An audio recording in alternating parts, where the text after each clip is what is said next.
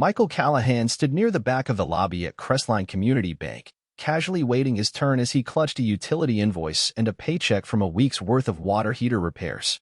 The mid-morning line crawled forward under flickering fluorescent lights, and the place smelled faintly of burnt coffee and printer toner. He shifted his weight, feeling the same quiet tension he'd carried since the day he left the army. Life back home had been stable, if quiet. Plumbing work kept his hands busy and his mind distracted. He might have kept waiting, just another face in the line, had it not been for the frail voice that rose from the front counter. "I was told it would be here by the 3rd, the woman said, her voice trembling but full of determination. "My husband's pension always comes on time. This is the first month it hasn't. I just need to know why." Michael's eyes lifted. The woman was petite, gray-haired, bundled in a plain wool coat that had seen better years. Her knuckles, curled around a file folder, were spotted with age, and her handbag carried a monogram, J. Baldwin. He didn't know her, but somehow he did.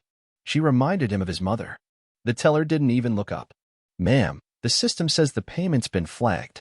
There's nothing we can do on this end. You'll need to speak to the veterans office."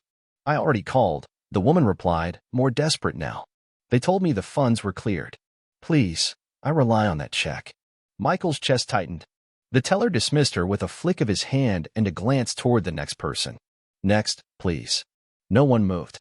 Michael stepped out of line and approached the counter. "Excuse me," he said quietly, addressing the woman. "Ma'am, are you okay?" She turned to him slowly, startled by the voice, but her eyes shone with gratitude. "Julia Baldwin," she said. "My husband, Colonel David Baldwin, passed last summer. This pension, it's how I pay for groceries. I don't understand why it's not here." Michael looked at the teller, incredulous. "You're just going to wave her off like that?" "This isn't your concern, sir," the teller replied sharply. "Please return to the line. It becomes my concern when a veteran's widow is being treated like a problem instead of a person." Around the lobby, people were paying attention now. An older man behind Michael nodded slowly. The air in the bank shifted. "I'm asking you," Michael continued, "to treat this woman with some damn respect." A floor manager noticed the stir and approached. She was in her 50s, businesslike, with tired eyes and a clipped tone. "Sir, I'm going to have to ask you to step away. You're creating a disturbance." "No," Michael replied. "What's disturbing is that a woman who supported her husband through decades of service, who buried him with dignity, has to come in here and beg for what's rightfully hers." For a moment, the bank was silent. Even the printers stopped. Then the doors opened.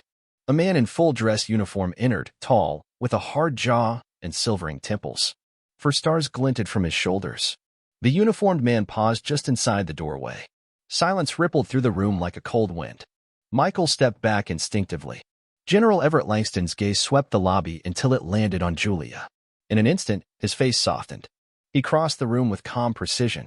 "Julia," he said gently, "I got your message. I came as fast as I could." She blinked up at him, stunned. "I didn't expect. You shouldn't have had to be here alone." Michael stood speechless, caught in the surreal overlap between the world he'd left and the one he tried to forget. "And you are?" the general asked. "Michael Callahan, sir. Former infantry. I was just trying to make sure she wasn't brushed aside." The general extended a firm hand. "You did more than that. You reminded them what honor looks like." Julia's lips quivered, but she didn't cry. Not yet. She just nodded. The branch manager finally arrived, his composure fraying. "General Langston, sir, there was an issue with the system. We followed protocol." "Protocol," the general said, each syllable deliberate, "is not an excuse for indifference. Mrs. Baldwin is the widow of a colonel who served under my command. If she says there's a problem, you drop everything and listen." The manager swallowed hard. A younger associate behind the counter began typing furiously. "The hold's been removed," she called out.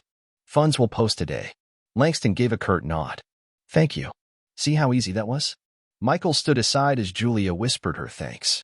He felt something twist in his chest. Relief, yes, but also anger. Why had it taken stars on a shoulder for someone to finally care? The general turned back to him. "You say you served, Callahan?" "Yes, sir. Discharged last fall." "You're still serving," Langston said. "You just haven't changed uniforms yet." Outside, the winter sun cast a sharp light across the parking lot. Julia sat on a bench near the entrance, her shoulders slightly straighter now. Michael sat beside her. General Langston stood over them, his posture relaxed but watchful. I just wanted to cash a check, Michael said, almost laughing. And I just wanted my pension, Julia added. Sometimes, Langston said, you walk into a building expecting one thing and leave with a mission. He handed Michael a card. I run a civilian military outreach office downtown. We connect vets and families with the support they're too often denied. I could use someone like you. Michael looked down at the card. You want me to work for you? I want you to help fix the gap between service and society, starting with places like this. Before Michael could answer, the bank manager reappeared, holding an envelope and wearing a contrite expression. There were errors, he admitted. Not just this month. Over 3 years, actually. Overcharges. We're issuing a full refund. Julia's mouth opened slightly. 3 years. Yes, ma'am. We're sorry. You should be, Michael said. But you should also be grateful this place was held accountable before someone else went unseen. The general gave a short nod. Accountability is step 1. Change is the next step. The manager hesitated. We'd like your help, both of you, advising on our new veteran services policies.